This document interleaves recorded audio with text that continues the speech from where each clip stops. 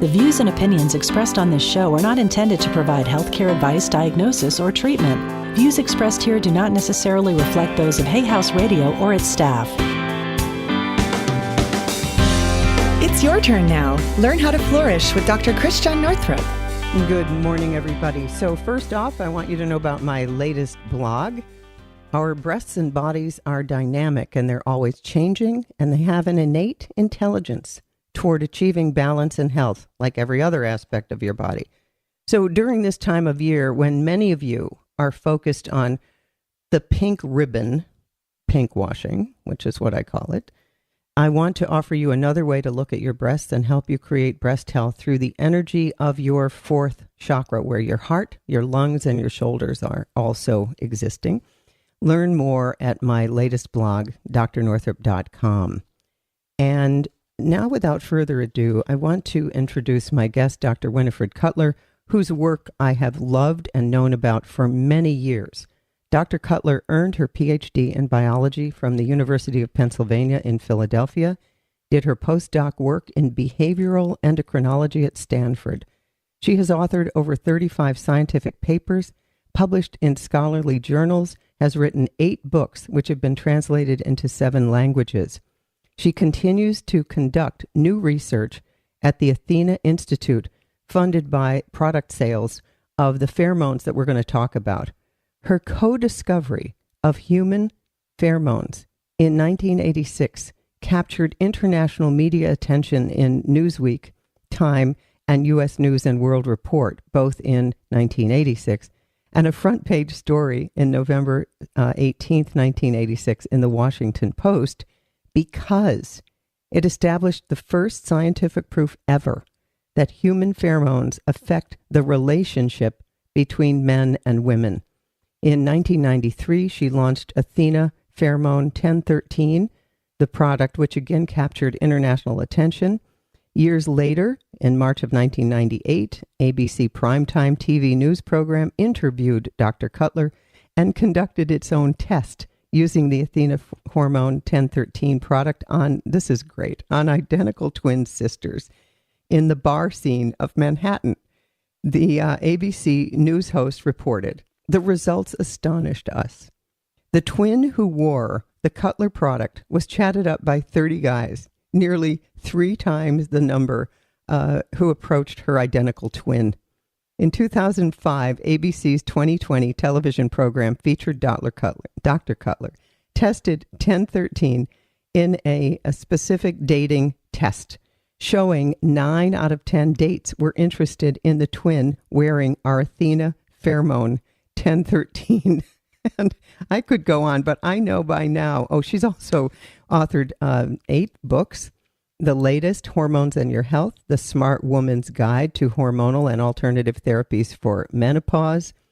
She also, like me, is onto the entire breast cancer industry. Welcome, Dr. Winnifred Cutler. Well, thank you very much. Yes. So it's very tell nice me, to be here with you. I want to know, what led you to the study of pheromones in the first place? Well, it depends how much time we have. I'll tell you the short version of the story. When I started graduate school in biology, there were 50 faculty people, and 49 of them were men, and 1 was a woman. All of our professors, you know that story too, don't you? Yeah. And I decided that the research area that I wanted to enter was, they had 4 divisions. One was physiology and behavior, or how behavior affects physiology. I thought this would be great. I can study how women's behavior affects their physiology, and I won't need any expensive tools to do it. I'll study their sex behavior. So I started there, and they said to me, the faculty said, you need a gynecological expert on your team, on your thesis committee, and I was fortunate that Celso Garcia, who was one of the co-inventors of the oral contraceptive. He did the first definitely. trial. Oh, yeah. You know Garcia. Well, he became time. my mentor. I showed him some of the data that we had that showed that women who kept a record of their sexual behavior and kept a record of their menstrual cycles, our preliminary data showed that women who never missed a non-menstruating week of intimacy with a partner had fertile-type menstrual cycles, and women who had sporadic feast and famine behavior had sporadic menstrual cycles, which we later learned were infertile or subfertile. And that launched this series of studies that said, how does a woman's pattern of behavior and pattern of relationship with men affect her longevity, her hormones, and ultimately we realized that self-stimulation that a woman did by herself did not do anything for these outcomes. It took a partner. And we asked the question of, what did a partner contribute that a woman couldn't do for herself with her own devices? That led to the search for pheromones. I see. And I just want to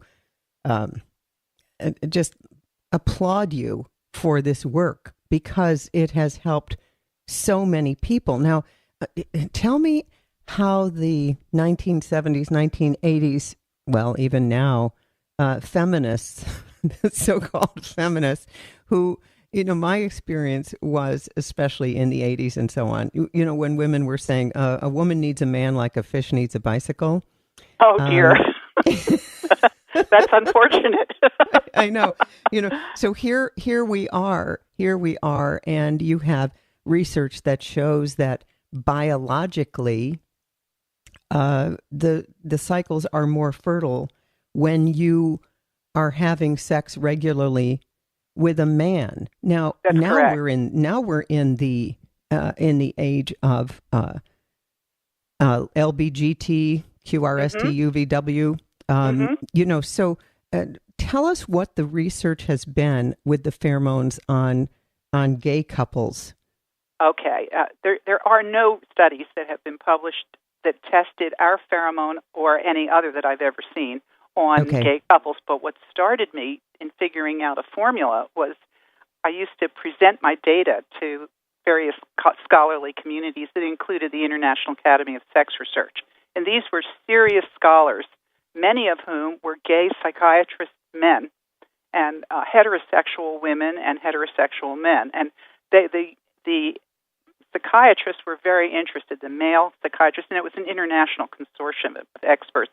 They were very interested in your question that you just asked, and some of them wanted to study my product. And I said, that would be great. I would love for you to do it.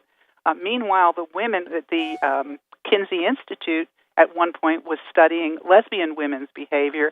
They did a study of what I had done showing about weekly sex, and they showed that women who were in monogamous relationships, if I'm remembering this correctly because it wasn't my research, who were in relationships with a long-term partner, and they were intimate, but they were intimate more than once a week. It had to be 3 times a week. They got the same effect of a fertile type cycle. But there was never a study of the men, and the one gay fellow who was a scholar who was all set to study our Athena pheromone for men, the 10X product, rather than 1013's the women's. He had some problem at his university and was never able to go forward with it. And so I kept pursuing what I was doing, which is the heterosexual behavior, the value of loving relationships were kept emerging in the work I did between men and women. So that has been my focus. Okay, because I have, when you have sent me the men's product, then I have given it to one of I call him my son, my gay son. He's not really my son, but in New York City, in Manhattan, a 30-something gay man. And he feels that it's working. Well, this same thing happened with a New York Times reporter. If you go on our website and look at the media section of our website, there is within the last 2 years, a New York Times reporter called me, and I didn't know that he was a New York Times reporter. And he started asking me questions, and he quoted my sassy answers to him. And he bought the product. And then he wrote up a story in the New York Times saying he concluded it worked for him, too. So I don't know.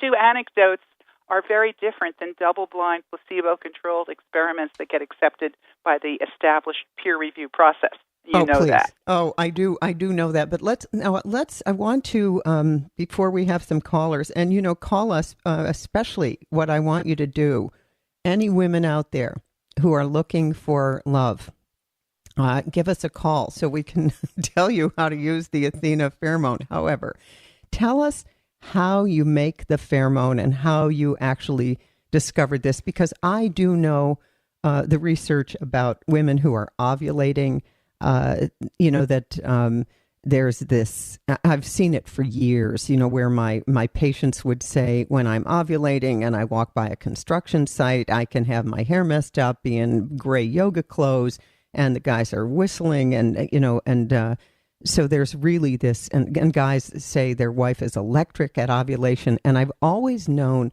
that birth control pills shut all that down. So tell me how you started and how you actually came up with the pheromone formulation. Sure. What we published and what's in the public domain, but before, please don't let me forget to read you one 74-year-old woman's comments when she called us and ordered a new vial, what she said about. Maybe I should tell you that first. Oh, tell us right now. I can't wait to hear. Okay. This is, I just typed this up as she was talking. My first order arrived last week. I mixed it with my favorite perfume. I've worn it all week, and I am amazed at the response. I am 74 years young, a widow of 2 years. I am getting compliments every day from both men and women. Amazing. I attended a benefit last week for a great, elderly, very ill musician. I was greeted at the door by friends, and the comments started right away. Before the night was over, I had at least 8 or 9 gentlemen stop by to say hello and visit a few minutes. I'm sending a bottle to my favorite niece because she doesn't believe me. These are the kinds that we have 4,000 of these stories on our file as people reorder it. They tell us, and we know it doesn't work for everybody, but we know that it does work for most, the large majority. So in answer to your first question, what we initially did was once we understood, we discovered that one of our discoveries was the age at first coitus, that there's a 7-year critical period for women to become intimate with men from the time of their first menstruation. And it didn't require intercourse. It required intimacy. It's the same thing in all of these, but it couldn't be self-stimulation. Intimacy, by the time, within 7 years of the first onset of menstruation, those women were much more fertile for the rest of their lives than women who waited longer than 7 years. That's a study you could see it on our website if you look within the pheromone, the whole trajectory of the studies that led to this. But your question is, how did we come upon figuring out how to even begin to test a formula? And what we did was we started with only women who were in regular ongoing relationships that had approximately fertile cycles. They had been keeping records. They had 29. Women who have a cycle the same length of the moon as 29 and a half days, those are the most fertile cycles, and it is not a coincidence. It turns out you won't be surprised at that, I'm sure. Will you? No. No. And the further away they move in their cycle length is you get your period January 1, again January 28, you have a 27-day cycle. It's the day 1 to just before the next day 1. Well, those who have a 29-and-a-half-day cycle are the most fertile, and as the length of the cycle diminishes in either direction, if it gets shorter or longer, it becomes subfertile, and if it's more than 3.5 days of that mean, it's very likely to be subfertile. So what we started with were women who we knew had fertile-type cycles, and those women contributed underarm sweat extracts to us. And what they did, we had a reason we were looking. We thought that pheromones, which would have come off a body, and we knew that the whole animal literature was ripe with work on pheromones, that an animal that is fertile, as you were describing, emits into the atmosphere something that causes others of that species, of the opposite sex, to come toward them. So a dog, when she is in heat, it happens to be when she's fertile. When she's bleeding, she's fertile, just the opposite of humans. When she's in heat, males will come from miles around to be near her. They'll jump over fences. They'll crawl through holes in a hedge. Anything they can do to get at a female who's in heat. So we assumed that humans were something like that and emitted something off of their body. And we assumed it was either, my colleague thought it was in kissing gases, but I thought it was in underarm sweat. Because the reason I thought it was, I thought about couples who dance and how often a woman is happy to be nestled with her nose near the underarm of a man. Now, that's just an intuition. That's all it was. But anyway, I'm telling you, it's true. I dance Argentine tango close embrace, and man, we are sweating on each other a lot. Interesting. Oh, see, you're teaching me. That's wonderful. Anyway, that was it. That's where we started, and what we did was we found we put out an announcement at the University of Pennsylvania after I came back from my postdoc and announced that we were looking for people who would volunteer to contribute their underarm sweat for 3 months. And those who qualified, and it was both men and women contributed, but they were separate pools of sweat we were collecting. How For did the you women, collect it? They had, sure. They agreed that they would wear no deodorant for the duration of the collection period. Okay. And, I'm trying to remember the detail of whether they collected it over 1 month or 3 months, but it doesn't really matter to our point. What does matter is they wore no deodorant. They washed with ivory soap. They instilled, they taped.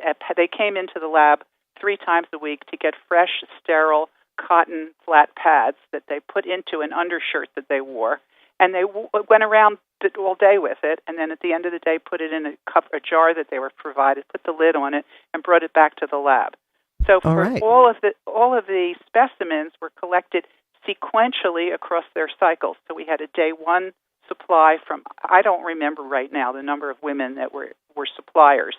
I can get to the next part, which was how many women were recipients a year later after it came out of the freezer. But day 1, day 3, day 5, day 8. So we had 10 separate collection times of the month, and then we looked for women who were had their fertile time of the month at the full moon, and we said these will be our special donors, the best donors we could have. And then we used those samples and put them through a very tall column with alcohol pouring on the top, squeezed out the pooled day 1 sample cotton gauze pads through this long column, pouring alcohol over it so that what poured through and came out at the bottom was an odorless sweat extract. And those sweat extracts were labeled and put in a deep freeze. A year later, those sweat extracts were removed and tested on the skin above the upper lip, under the nose, of naive recipients who had they had whatever kind of menstrual cycle they had. They came in for 3 months and had the sequential application of the day 1, then the day 3, then the day 5 samples. And at the end of the experiment, what we learned and published was that the women who had that sequential versus the women that were receiving a placebo, just a plain alcohol, their cycles came into synchrony with the donor cycle. And that was our first proof that you may know about women who live together start to cycle together. Yep, ovarian sisters, we call it. Yes, exactly. Well, the women gave off an essence that affected, and even the Red Tent, that wonderful book about in the ancient, well, even now, where Orthodox Jewish women who will not have sex when they're menstruating, which is probably right out of Exodus and probably a reasonable behavior for fertility, those women went into a tent and they were relieved of all of their household responsibilities for 5 or 6 or 7 days of their cycle. Which we need to reinstitute. Oh, wouldn't it be great? It would be terrific. Exactly. So anyway, that's how we first discovered that it was indeed the case that women who had regular cycles, their cycles came into synchrony with the donor. And meanwhile, the women who had irregular cycles, they were given the men's essence, which we didn't sequence. The men's, similarly, attractive, I think they were on average, and I have to look it up, maybe in their late 20s, donors, male donors, did a similar thing 3 days a week. They supplied these sweat extracts to the lab, following a careful experimental protocol. And we pooled all those essences together, but I had to personally approve all the men before they could be qualified to be a donor. I had to look at them and talk to them and say, this is a man who I think has the potential to have some attractiveness. They had to qualify. That was only looking and talking. That was all it was. But it was a lot of fun because we had a lot of men who wanted to donate their essences. It was great. So we had the pooled male donor essence and the sequential pooled female, and those were applied double-blind to separate groups of women. Those who had regular cycles got the women's, but the sequence changed the timing of their cycle. And the women who had irregular cycles were administered 3 times a week above their lip really the very way we tell women now to use the pheromone product, either blend it in perfume or put it on straight, a dab on the skin under your nose every day. Well, they got it 3 times a week. And what happened was the women who got male essence, who had irregular, infertile cycles, their cycles became regular. And it was thrilling. These 2 parallel double-blind placebo controls, and it showed that human interaction affects the fertility and the cycles of women. That was the first set of experiments. Okay. That's a long story for... No, it's a phenomenal story, because I want people to know how science actually works. You know, it reminds me of those amazing studies from the University of Pittsburgh on the common cold, where they had they sprayed adenovirus into the nose and throat of a whole bunch of volunteers, and then determined who got a cold by weighing the tissues that they used to blow their nose. Wow, that's science. That's exactly. Well, we went from that to Revlon came to me. The Revlon somebody came to me. We started getting people calling from out of the woodwork. Right. And one of those people was someone who had connected Coca-Cola with Michael Jackson. And he wanted to connect me with Revlon. And he asked me, did I know how to create a formula for this? And before that, the person who I was working with, who became my husband, who was a general counsel at a big pharma company, and he was courting me. I mean, this was an one-time courtship, and his name is Tom. And Tom saw my published studies, and he gave them to his colleagues at Merck and at Pfizer and all of those, and they said, "Boy, this is great science. What does she look like?" You know what? This is funny, because when I first did a PBS show, my producers heard the Chautauqua lecture series when they were driving their car on NPR. And one of them, his wife had been telling him for years, you should do a public television special with her. And and Bill later said to me, well, the first thing that me and my partner did, because we are pigs, is we had to see what you looked like. Yes. We know that from the whole Me Too movement. We know what's going on out in the world. And it's women's power to preserve their dignity and preserve their sacredness and their sacred space that I work on. That was one of our biggest issues that I worried about with a great outcome, that when women began actually using the product, I found it gave them power. It didn't make men paw at them. It made men very courteous and courtly, which was thrilling for us. That is thrilling. So we have a caller, because I want to get right in. Let's get right into the lab of life. Okay. So Lillian in Canada is calling, and I'm going to have her talk to you, and we're going to see what we can do for her love life. Do we have you? Hello. Maybe we don't. Oh, yeah, we got you. There she is. Hello, Lily. Oh, hi. I didn't hear my name. Sorry. I thought you were That's okay. It's Lillian, right? Lillian? Yes. Okay. So tell us a little bit, because I have here on the thing that you're looking for love and you want to know more about Dr. Cutler's product. So you're like the perfect caller. Thank you. Thanks for taking my call. Dr. Cutler, have at it. Okay, Lillian, tell me, what is your age? I'm 45. Perfect. Right. Well, 45 is that was the prime of Miss Jean Brodie's the whole world that she looked at. It's a prime time for women to be in their 40s and to be available and searching for courtship, I guess is what you're saying, searching for courtship? Yes. And what the pheromones would do, if they worked for you and you used them right, is they would give you a whole bunch of candidates.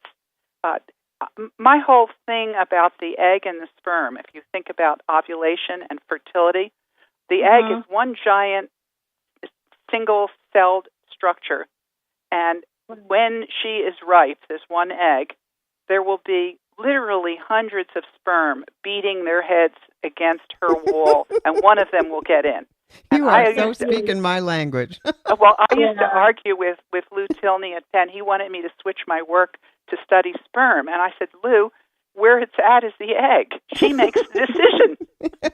So, Lillian, that is my answer to you. If you wore the pheromones and you went out where you would be able to see a variety of men, you would, if it was working for you and you knew how to conduct yourself, you would be in a position to make a choice from among a whole bevy of them.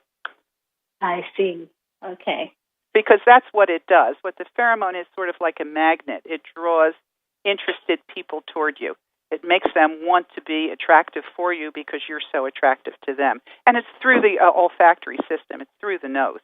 It's I see. And they don't. It's really a subconscious.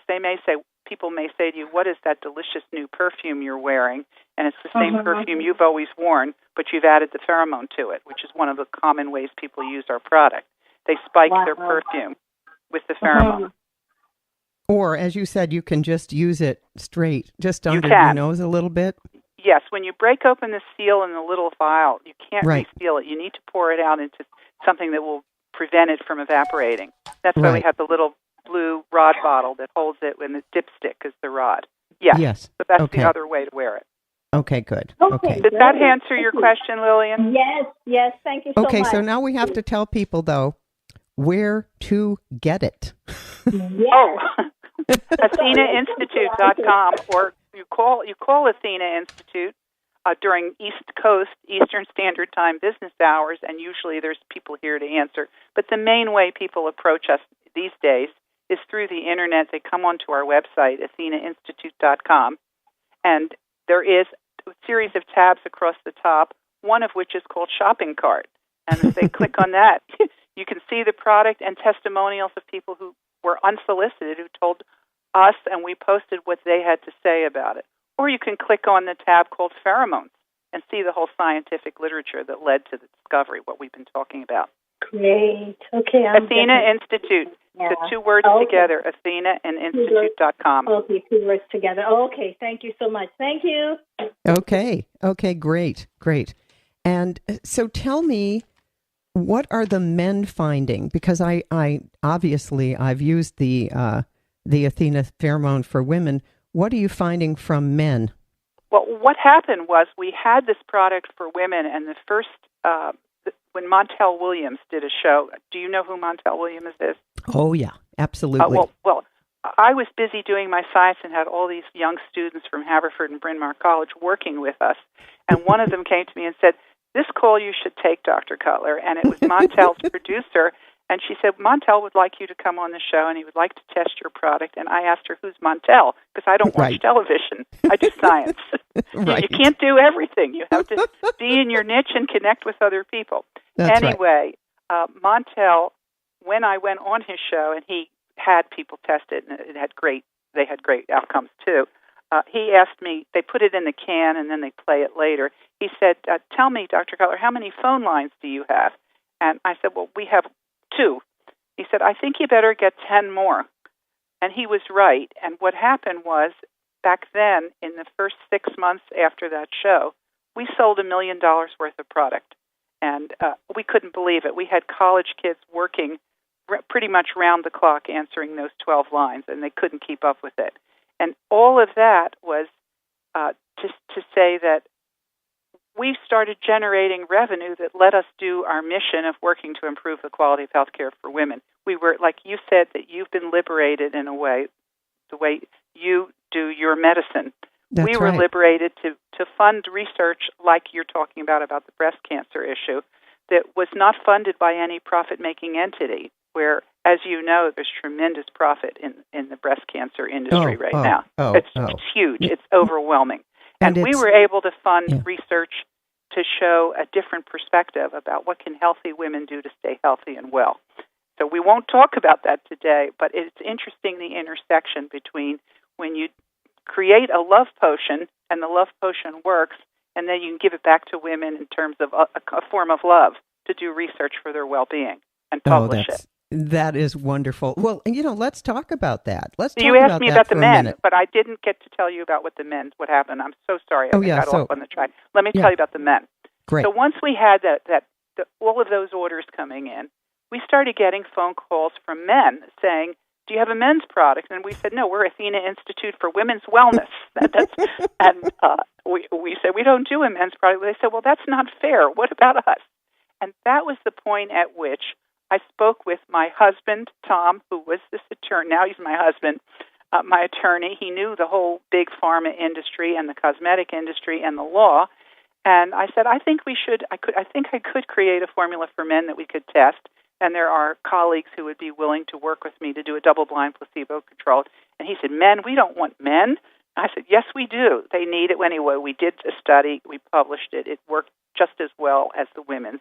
Almost identical outcomes. It's 75% of the men testing the pheromone, not knowing what they were testing, had an increase over their baseline in romantic attention from women and connection with women compared to the placebo. It was triple the rate. So we published that, and the first person to buy the product turned out to be a woman who I said, are you making a mistake? And she was a gynecologist. She called and ordered the man's 10X product. She says, no, I'm buying this so I can put it in my husband's aftershave so that I can enjoy him more. And it hadn't occurred to me then that women would buy it for the men in their lives that they loved so they could enjoy the aromatic effusion coming off of them. They'd love the way their husbands smelled or their partners. I love it. That's how we began with the men. And now I'd say the men are richer than women, and men buy about twice as much of the product as women. So men are now launching a lot of our women's health research. I love that. I mean, that's just kind of a perfect, isn't it? It's justice. Now, one of the things that I want people to know is that there's a lot of products on the market claiming to be pheromones. And yes. And they're not the same. So just talk about that, if you would, please. Sure. I'm glad you asked me about that. We early on discovered there were 300 what we call knockoffs, companies that actually would go to our website, cut and copy pieces of our website and put it on theirs, and make claims and say, we're cheaper than Athena and we have the same formula or variations on that theme. And we thought about what to do about that. And I have a spiritual, rich life. And I said, well, they meant it for evil, but maybe God meant it for good. Let's let it be. Let's not spend our time fighting. And what we discovered... Move. I beg your pardon? That's a smart move. It's like, when you're... Yeah, I get it. Because if we use all of our energy fighting, we don't have it available for love. Exactly. Yeah. And I just chose, and they keep me away from it except to tell me, well, there's still 300 knockoffs. And now if you go on Google and you look up pheromones, they are driving people to our website. It's been astonishing. And then there were. So what I know is that there has never been another product that achieved a double-blind, placebo-controlled scientific experiment. I know that because we watch the literature to support the claims that we make. I also know that there are many people out there in these other sites saying what they believe is the pheromone formula, and what they're describing are, for example, the pheromone formula of a rat or a pig, and the pig pheromone turns out to be aversive to humans, not attractive. So if that's what they're selling, we know that people call us and say, I was using your product and I loved it, but it was $100, and I realized it was for 6 months, and it wasn't really expensive when I counted it that way. But I saw this thing on the web that said $29 or $19 or $49. So I tried one of them and then another one and then another one and then another one, and none of them worked. And now I'm back with you. So things have a way of I'm sort of an optimist, and I take the attitude, I think very much the way you do, from what I hear of your work, right. That you look at the world and say, it isn't necessary to spend your time suing, fighting, arguing. You keep trying to do what's good and what will make the world finer and more beautiful, and you got it. And things will work out. That's right. Now, we have a great call here. I love this call from Mary in New York City, and she's over 50, and she wants to know if this will work. So, Mary, do we have you here? Hi, Dr. Northrup. Hello. Let's see if you... Hi. Hi, Mary. There you are in New York City, where we have, I mean, I know what the New York scene is like. I taught at the Mama Gina School of Womanly Arts down there. So, Dr. Cutler, let's talk about, listen, that's where you should be having a special deal. Anyway, Mary, so tell us about what you would like to achieve, and Dr. Cutler, you can obviously counsel her. Thank you. Thank you. I'm all ears. For Tell such me. a while.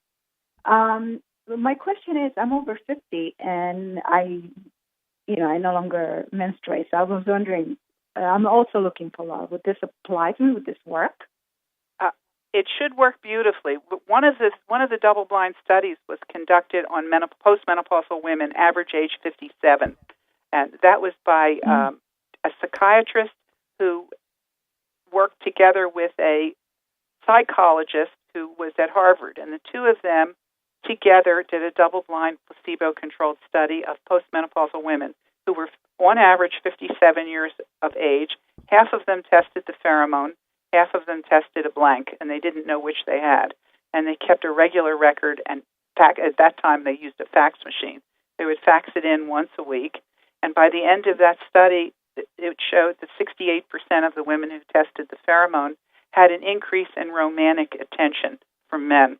And that was about triple what the women who tested the placebo. There's always a placebo effect. When you believe something will work, you do get some effect, and that's always real. There's nothing unreal about it. But the pheromones added triple the value to the placebo. So I would say you have a good chance that if you wore the pheromone on a regular basis and you went out where you would find men, whether it's taking tennis lessons or bridge lessons or going to anything that interests you, where you're around other people that are single, I would think you would have a lot of fun. How does that sound, Mary? Promising. It is promising, and it's very fun. I mean, it's really very fun. But what you shouldn't do, because I remember when I was newly single, my family, in all of their wisdom, would tell me where to find men, and my mother suggested, this is the truth. She suggested that I carry a fly rod with me in a case as I walk through the airport, because she said at O'Hare, when she would carry her fly rod, she had a huge amount of male attention. And then they got to be laughing about it, and they said, I know, ice fishing. That's what you want to do, ice fishing or flying airplanes or the golf course. And and I thought, I don't like any of those things. And that's exactly the point. The problem is you want people to want you for what you really are. That's it. Not for what you pretend to be. That's exactly. Exactly. And I thought the fly rod was perfect. I'm trying to reel them in. I hadn't thought of it that way. Oh, that's great. That's so funny. But the idea of one of my books, Searching for Courtship, The Smart Woman's Guide to Finding a Good Husband, was built on a sequence of steps women could take. And it starts with honesty, integrity, being able to detect deception in other people, and moving slowly. The intimacy should come last after you know that this is someone that you want to be friends with, somebody that you like, that his character matches how your character has developed.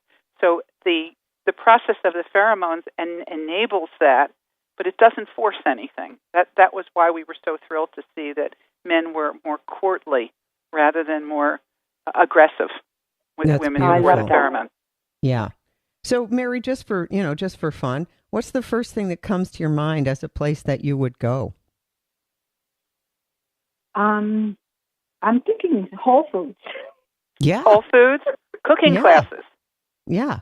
I think that's a great idea. Yeah, cooking classes and Whole Food. Perfect. Yes.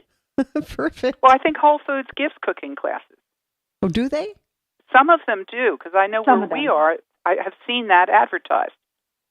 Maybe it's one franchise, isn't it, owned by one entity? So by Amazon, yeah. Yeah, so Yeah. I don't know how they work it now, but they did locally here. They would teach people how to cook with their Whole Foods. Love it. Love it. Well, that Great. sounds great. Thank you. So, Mary, it's athenainstitute.com. Okay, so that's easy. So just go to the website and get your 1013 special Athena pheromone. And look at the I book. will. Look at the book, Searching for Courtship, The Smart Woman's Guide. You might find that relevant.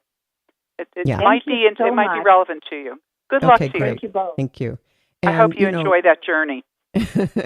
and Dr. Cutler, I want to say, you know, for a lot of the young women coming up now, this idea of searching for courtship seems to them old-fashioned. We have this ridiculous hookup culture. I mean, I can't even begin to say enough bad about the hookup culture, where women have been encouraged to disconnect their hearts from their low heart, from the genitals, and, you know, and having sex right off the bat is so insane. If you are looking for a beautiful monogamous relationship, now we have all these polyamorous communities, you know, and what I've found in every case is that the women are the ones who end up getting screwed.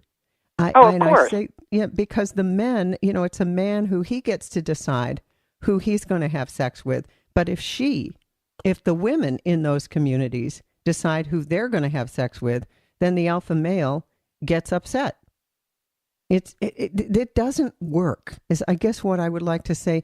For most women, most of the time, this arrangement doesn't work. And what I think is that young women and older women, we're talked into going against our instincts.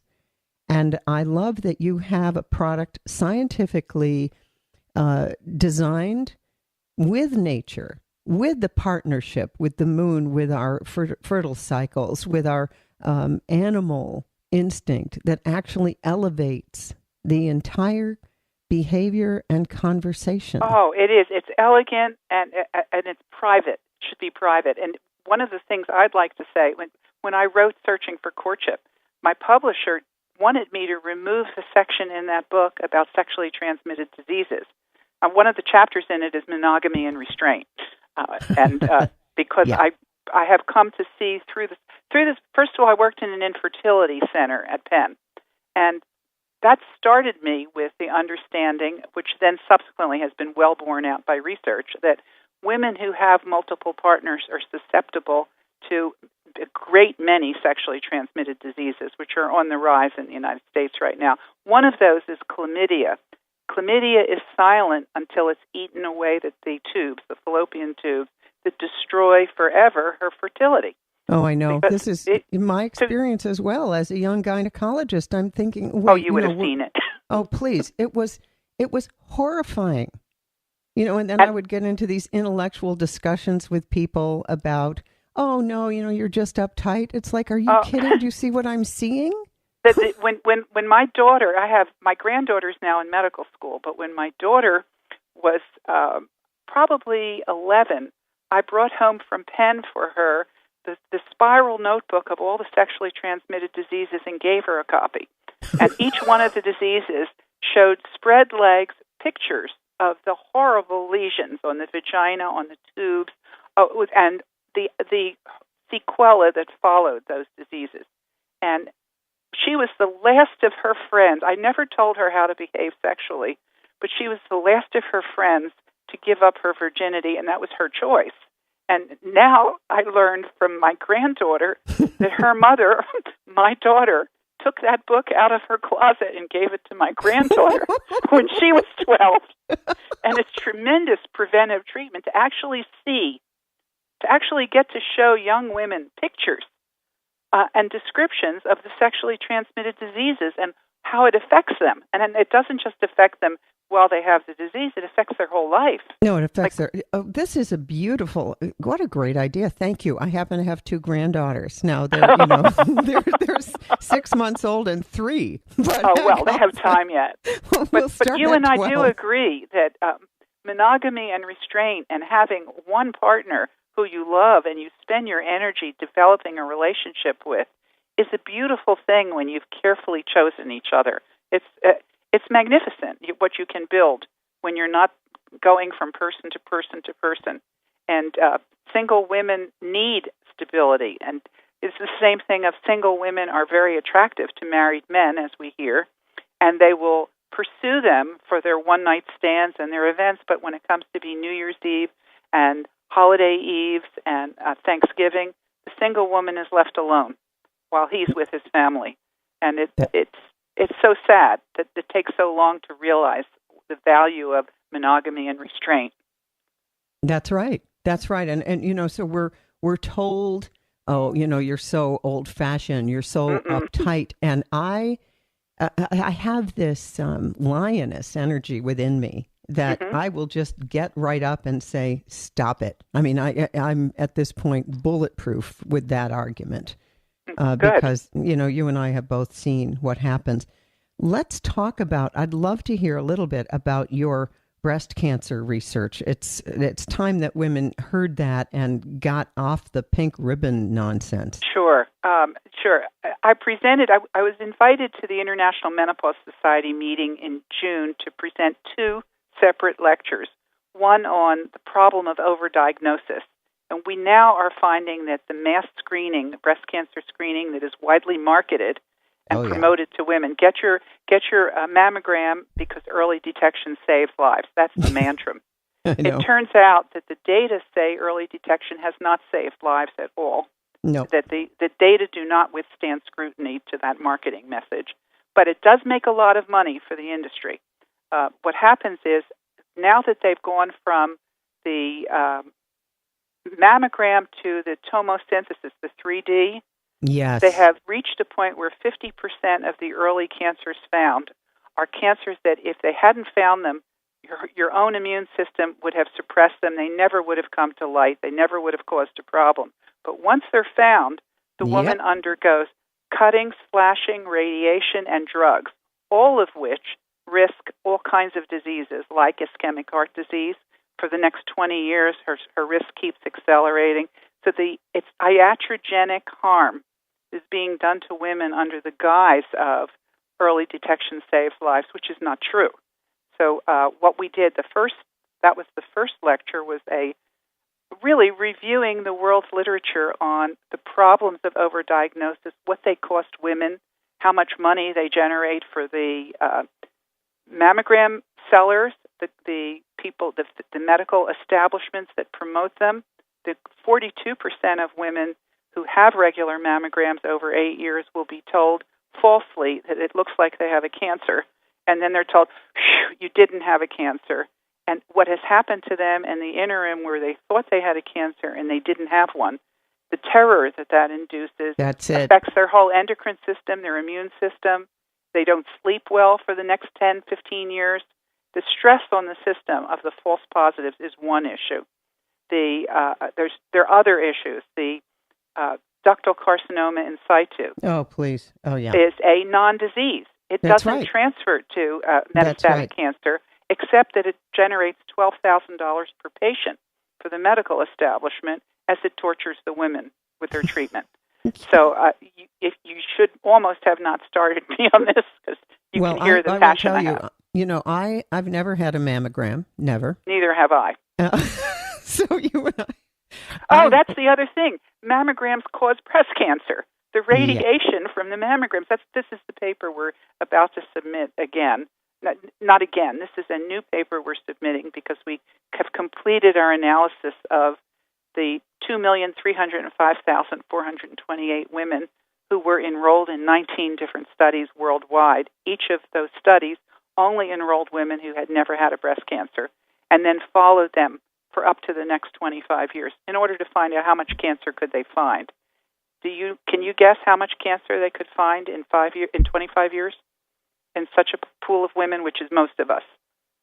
What would you guess? It's about 5%. Wow. And we're being told, the marketing are saying 1 in 8 women will develop breast cancer. That's a lie. I used to think they just didn't know. And now I understand it's a marketing message. That's and it generates, it's enough to get me agitated. And so that's one of the things we're working on, trying to, my colleagues are 2 gynecologic surgeons, a mathematician who's a genius, and she does our statistical analysis to withstand scrutiny, and a professor of psychology, and I'm the biologist. And I guess it's now 5 of us we have the manuscript is ready. It's about to be submitted that will show why women should not have mammograms, why they should reject. Bless you. Now make sure that you send me that so that when it's accepted. When it's accepted, then I will be your marketing arm. Because Wonderful. I have a few, soapboxes. One is currently the HPV vaccine, which is killing young women. I'm not an expert on that. Mm-hmm. Tell me about that. Okay. Basically, about 7.9 women per 100,000 in the reproductive age group will get cervical cancer, about 7.9 per 100,000. And the U.S. and Australia have the lowest rate of any country. And the Gardasil, really serious adverse effects, is 2,300 per 100,000. Oh, good heavens. And we're talking infertility, premature menopause, death, serious adverse effects, autoimmunity, this kind of thing. So now what they've done, whoever has Gardasil and the other one, have increased the range so that now it's approved for women and men up till age 45. The false immunity over some of the HPV viruses like 16 lasts for only 5 years. We have some early data from the original Gardasil that showed that it increased CIN2, carcinoma intraepithelial. Yeah. And so now they've invented a new one, Gardasil 9, which has more aluminum, more it's the adjuvants that cause the problem. As I said, I have focused on wellness except the breast cancer thing. The breast terror industry gets me. So I've been working on that. But there's a lot of battles to fight for women. Well, there are. And what happens is this, and what I say to people is it's one thing to listen to me on Hayhouse Radio. It's quite another to go in for your physical and have to refuse the mammogram and have and be shamed and treated like you are an idiot. Mm-hmm. And that's what's happening to women. I know, and that's why we're fighting it with scientific scholarship, and then I'm going to give it to you to market it. Yes, indeed you are. Because I don't do that. I really spend my energy with the science, and except for the pheromones, which thrill me because here we had a scientific product that is a love potion that brings more love in the world. We had, it was really an amazing thing. We had people calling and reordering, and I would ask them, tell me what's happening. Or they would just invite when they heard they're talking to Dr. Cutler, because I answer phones for a couple of hours every day. I love to talk to people, as you can probably hear. That's wonderful. And I love hearing what they tell me. And we had people who were prison guards, women prison guards, telling me they wore the pheromones into the prison because it calmed all the people behind the bars as they walked up and down the aisle. Things like that. I have women who have worked for very difficult men, bosses, say they started wearing the pheromones, and nobody could ever work with this boss before, but now their boss is like a puppy, helping whatever they can do, the boss can do to be kind to this person who's wearing the pheromones. So I hear these kinds of, they blow me away. This is amazing. Okay, so we have a minute and a half left, so I want to summarize for everybody. Okay, so my guest has been Dr. Winnifred Cutler, the founder of the AthenaInstitute.com. The website is loaded with all of her studies, her scientific studies about pheromones. These are for men and for women. There's the women's formula, 1013. There's the men's formula that you put in the aftershave called 10X. They come with this beautiful little funnel and scientific vial, and these things can change your life. And so also what's happening is Dr. Cutler's product funds research that helps women. So it's a love fest all around. I can't thank you enough, Dr. Cutler, for your work in this field, for your dedication to sticking with the mainstream science, which I have been unable to do. I want to just get the message out to women. So thank you so much. And everybody, remember, it's AthenaInstitute.com. Thank you.